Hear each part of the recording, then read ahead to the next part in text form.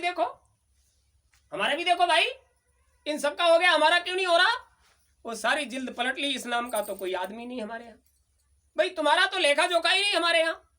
गुरु के अपनाए हुए जीव के लिए क्या होता है? गुरु महाराज कहते थे, जिस दिन तुम्हें हमने और तुमने हमको अपनाया, उसी दिन संयमनी नगरी से तुम्हारा सारा लेखा जोखा लेकर हम अपने पास रख लेते हैं। अब उसका सारा चिट्ठा देखा गया, उसका कहीं नामो निशान नहीं। बोले तुम्हारा तो खाता ही हमारे यहाँ नहीं खुला है, तुम्हारा तो खाता ही नहीं, तो तुम्हारी लिखाई पढ़ाई कैसे हो सकती है? उसने कहा तो हम कहां जाए? संयमनी नगरी के धर्मराज ने पूछा, तुम यहाँ आए कैसे? बोले हम इन लोगों के साथ आए। बोले तुमको तो यहाँ आने नहीं चाहिए था, तुम्हारा तो लेखा जोखा ही हमारे पास नहीं है। बोले नहीं है चाहे हो, इससे हमें क्या लेना देना, इनके साथ हमारा स्थूल खत्म हो गया, अब हम कहाँ जाएं? बोले हमें क्या मालूम तुम कहाँ जाओगे, तो देखो इनके साथ आए और हम भी इन्हीं के साथ जाएंगे। बोले तुम्हारी मर्जी, हम नहीं भेजते कहीं, क्योंकि तुम्हारा तो लेखा जोखा ही नहीं हमारे पास, तो हम भाई न्याय नीति का काम है, हम गलत काम नहीं कर सकते। बोले देखो हम इन्हीं के साथ आए और हम इन्हीं के साथ जाएंगे। उन्होंने कहा देखो यहाँ क्यों वैसे ही खर्चा बढ़ाओगे, तुम्हें जहां जाना हो वहां जाओ, तुम्हारा लेखा जोखा हमारे पास नहीं है, तुम्हें यहाँ रहने की इजाजत नहीं है। बोले हम अपनी मर्जी से रहेंगे। बोले तुम पर किसी का जोर नहीं है, तुम महापुरुष के अपनाए हुए, तुम गुरु सत्ता को अपनाए हुए जीव हो, तुम पर किसी का जोर नहीं। तुम्हारी मर्जी हो वहां रहो और तुम्हारी मर्जी हो चले जाओ, तुम तो आजाद हो। बोलो इतनी बड़ी पावर गुरु सत्ता से जुड़ने के बाद, जहां मर्जी हो वहां आओ जाओ, तुम्हें कोई रोकने टोकने वाला। बोले तो हम इन प्रेमियों को छोड़कर नहीं जाएंगे, हमारा इनसे प्रेम हो गया है। वो तुम जानो, वो उन्हीं के साथ रमण गया। और गुरु से जुड़े हुए जीव का क्या होता है? प्रेमी से प्रेमी मिले, बात गुरु की। और उसको तो गुरु की भरी थी, तो बैठ जाता उस नरक में भी, और बैठकर सभी प्रेमियों को गुरु महाराज के वो अंतरी कर्तव्य सुनाता, दिखाता, सत्संग की बात सुनाता, और उन सबको अपार शांति। उन सबसे पूछा जाता, इस नरक में तुम्हें कोई तकलीफ? बोले जब से तुम आए हो इस नरक में भी हमें कोई संकट तकलीफ परेशानी, हम तो यहाँ भी मौज में हैं। एक गुरु सत्ता को अपनाया हुआ जीव जब नरक में पहुंच गया, तो वहां नरक में भी मौज हो गई, गुरु का दरबार लग गया, वहां मौज ही मौज हो गई। इधर नानक साहब जब साधना करने बैठे, सभी जीवों की संभाल हो, लेकिन वो दिखाई न दे। सभी मंडलों में घूमकर आ गए और बड़े चिंतित, ये कहां चला गया? चर्चा कर रहे थे तो प्रेमियों ने पूछा, हुजूर कौन चला गया, कहां चला गया? बोले फलाने दास बहुत दिनों से नहीं दिखाई दे रहा, हम उसको बहुत खोज रहे हैं, कहीं नहीं मिल रहा, कहां चला गया? बोले हुजूर फलाने दास फला मंडली में चला जाता था और उस मंडली के साथ दुर्घटना घट गई थी, तो वो लोग कहां गए होंगे ये आप जान सकते हो? बोले अच्छा, तो ये संगत के प्रभाव से कहीं गलत जगह चला गया, संगत के प्रभाव से कहीं गलत जगह चला गया। उन्होंने अंतर में देखा, अरे फलाने दास तो दरबार लगाए बैठा है हमारा, और वहां नरक में भी सत्संग सुना रहा है, अरे ये यहाँ कैसे पहुंच गया? इसको तो वहां जाना नहीं चाहिए। गुरु का अपनाया हुआ जीव किसी भी प्रकार के नरक की यातना नहीं भोग सकता, फिर ये कैसे चला गया वहां? बस निकल पड़े, शरीर इधर ही रह गया। उधर जिस शरीर से जाते हैं, लिंग शरीर लेकर उधर पहुंचे और धर्मराज से जाकर कहा, ए धर्मराज। देखते ही धर्मराज भागे, साष्टांग प्रणाम किया, महाराज आप यहाँ? बोले अरे भाई हम यहाँ क्या, एक गड़बड़ हो गई, हमारा जीव तुम्हारी तरफ आ गया है, उसको हम लेने आए। बोले हुजूर जल्दी ले जाइए, वो जब से आया है वहां, जब उधर हम जाते हैं तो हमारी कोई सुनता मानता नहीं, जिस काम के लिए हमने नरक बनाया उसका कोई प्रभाव नहीं, तो जब से वो आया है हमारा तो सारा काम खराब हो गया है, आप उसे ले जाइए। चलो भाई, वहां पहुंचे, देखा तो वही चर्चा, वो गुरु महाराज की चर्चा चल रही थी, वो सत्संग सुना रहा था। तो देखते ही वो उठ खड़ा हुआ, दौड़ कर जाकर साष्टांग प्रणाम किया, अरे गुरु महाराज आपको यहाँ आने की क्या जरूरत थी? बोले जहां हमारा जीव चला जाता है, हमारी मजबूरी होती है, हमें वहां जाना पड़ता है, तुम यहाँ क्यों आ गए? बोले हुजूर आ क्या गए, इन लोगों के साथ पड़ गए थे, तो इन लोगों के साथ हमको यहाँ आना पड़ा। बोले चलो यहाँ से। बोले ऐसा नहीं हो सकता, अरे ये हम कह रहे हैं, हाँ आप ही तो कह रहे हैं, जैसे आपसे प्रेम करते हैं ऐसे ही हमारा इन जीवों से भी प्रेम हो गया है। सो हुजूर महाराज हम अभी आपके साथ चल सकते हैं, लेकिन इन्हें भी लेके चलना पड़ेगा, इन सबको ले चलो हमारे साथ। बोले भाई ये नरकगामी है, इनको ये स्थान रहने के लिए मिलेगा, इनके कर्मों की सजा इनको मिलेगी, लेकिन तुम ऐसा नहीं कर सकते। बोले हुजूर कुछ भी हो। उन्होंने कहा हमारी भी कुछ सीमाएं हैं, कुछ मर्यादाएं हैं, हम किसी के नियम कानून को तोड़ते नहीं है, ये व्यवस्था काल की है, हम काल की व्यवस्था में दखल नहीं देंगे। जीव हमारी मदद लेकर कुछ भी कर सकता है, लेकिन हम किसी की व्यवस्था को बिगाड़ नहीं सकते। हम काल की व्यवस्था नहीं बिगाड़ सकते। हमने इनको वचन दिया है, जो वादा किया है वो पूरा करेंगे। बोले हुजूर कुछ भी करिए, अगर ये नहीं जाएंगे तो हम नहीं जाएंगे, और हमें ले जाना चाहो तो इन सबको ले जाना पड़ेगा।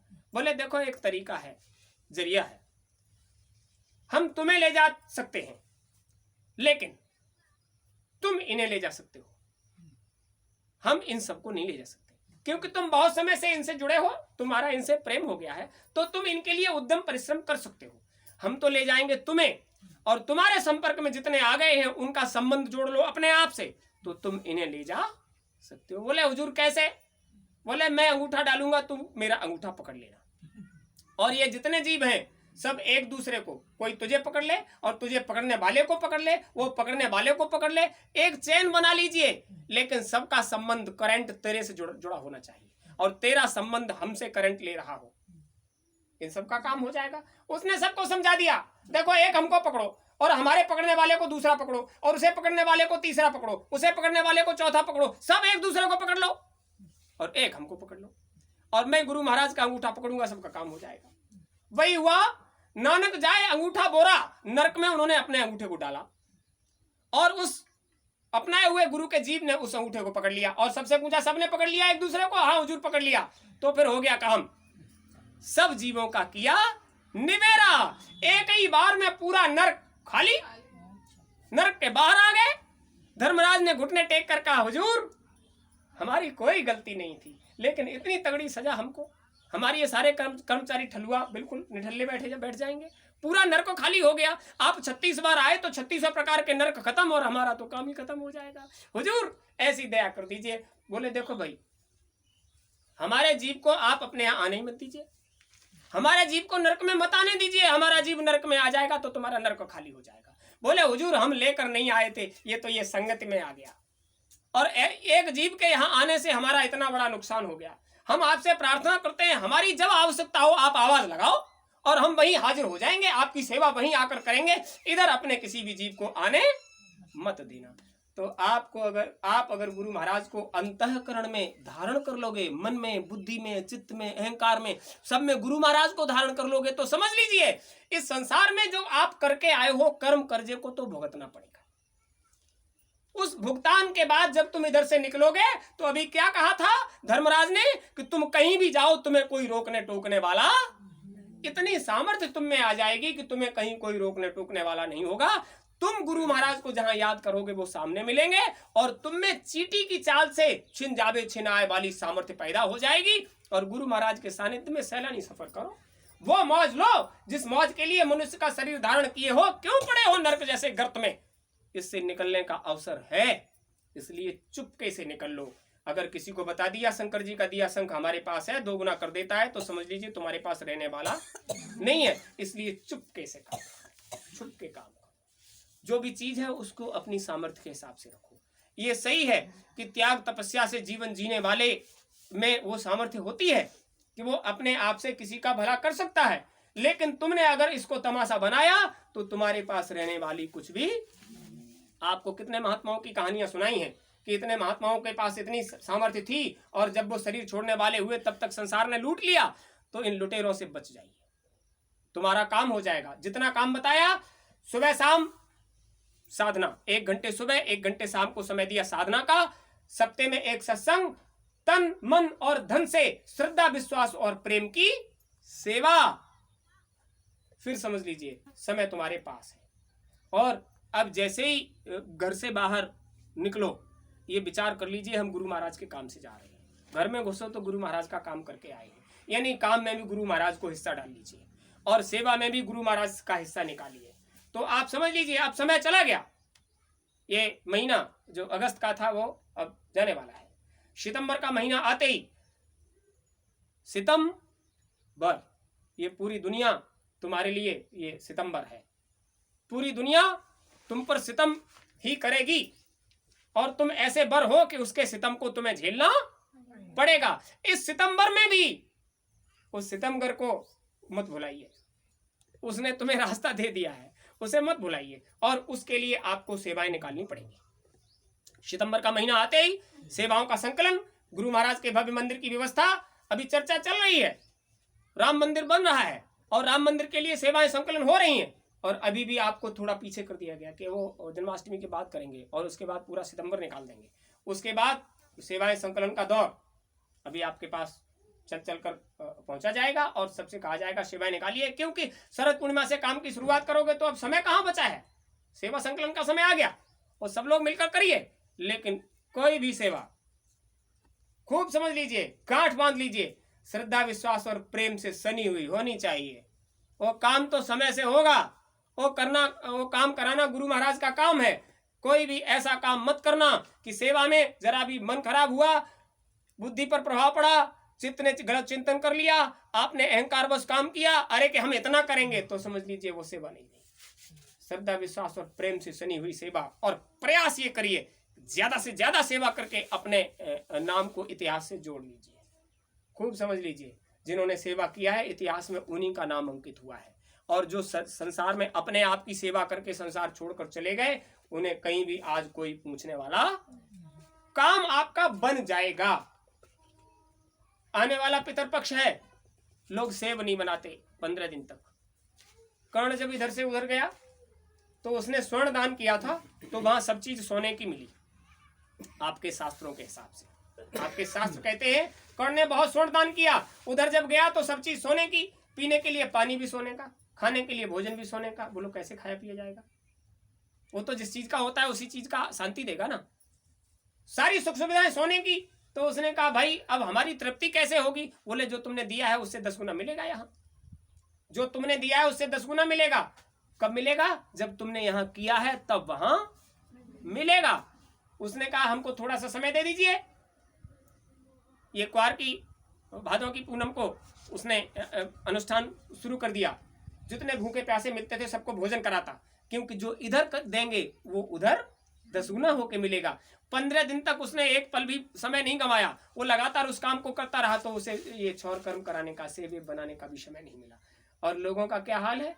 सेब तो बहुत बड़ी बना लेंगे, एक दिन एक पंडित को निमंत्रण करेंगे, वो भी ऐसा लगता है जैसे बहुत बड़ा यज्ञ कर रहे हैं। वो तो रात दिन करता रहा, इसलिए उसको समय नहीं मिला उस व्यवस्था में। और 15 दिन तक सेब नहीं बनाओगे, एक पंडित को जिमाओगे, वो भी दरवाजे पर लाठी सी मारोगे, चलो खाना बन गया है, और वो थोड़ा सा देर हो गए, तुमको मालूम है हमारे बच्चे भूखे बैठे हैं, 4 लटी मोटी सुनाओगे। तो आप समझ लीजिए ये व्यवस्था संसार की है। जो इधर करोगे वो उसको उधर पाओगे। जिस चीज की जीवन में कमी है उस चीज की, उस कमी को पूरा करने के लिए हुजूर महाराज से प्रार्थना करो, सुन लेते हैं। समय आने पर आपका काम पूरा हो जाएगा। किसी भी काम का संकल्प मन में लाने के बाद मुंह से बाहर तब निकालो जब संकल्प पूरा करने का समय हो, आप संकल्प पूरा करने की सामर्थ्य में हो। पहले से कोई भी बात मत कहिए, जैसे आपने मुंह से निकाला तो बात डायरी में नोट हो गई, आपका समय पूरा हो गया, आप चले गए, बात यहीं रह गई, तो तुम्हें फिर से भुगतने उसे आना पड़ेगा। इसलिए पहले से कुछ मत कहिए। गुरु महाराज की सब पर दया, गांठ बांध लीजिए। सुबह शाम 1 घंटे निकाल के समय साधन भजन करना पड़ेगा, सत्संग सुनना पड़ेगा, और सेवा के लिए तो कमर कस ही लीजिए। ये मत सोचिए 100-500 में काम हो जाएगा। जब समय निकले, जितना हाथ पड़े सेवा में गुरु महाराज के लिए समर्पित कर दोगे, तो जो चला आएगा वो आपका खाता बना दिया जाएगा, उसमें आप जुड़ता रहेगा, और एक दिन आपके नाम का पत्थर गुरु महाराज के प्रांगण में जरूर लग जाएगा। जिससे आप रहो न रहो, तुम्हारा नाम जुड़ा रहेगा।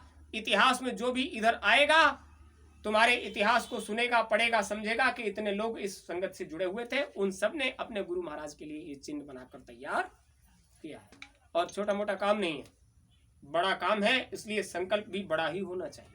अच्छी सेवा होनी चाहिए। जीवन को गीत गा देते हो, तन मन धन सब तेरा, तो एक बार तन मन धन सबसे एक बार तो कम से कम लग जाइए, ताकि उनको लगे कि हाँ जीव ने जो कहा वो करके दिखाया। इसलिए समय भी ज्यादा नहीं है, समय भी बहुत कम है। अपनी आंखों से सब कुछ देखना चाहते हो तो इस काम को पूरा करो, और वह देखो सामने क्या होने वाला है।